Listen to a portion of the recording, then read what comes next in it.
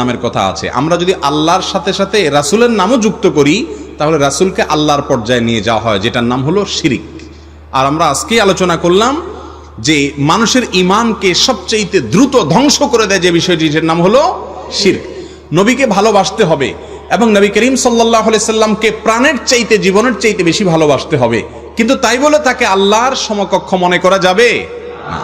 এক ব্যক্তি রাসূল করিম সাল্লাল্লাহু আলাইহি সাল্লামের সময় কথা বলতে গিয়ে এমন ভাবে বলেছেন, আল্লাহ এবং তার রাসূল কথাটাকে এমন ভাবে বলেছেন মনে হচ্ছে আল্লাহ এবং রাসূল দুই সত্তা মিলে প্রায় এক বা সমপর্যায়ের।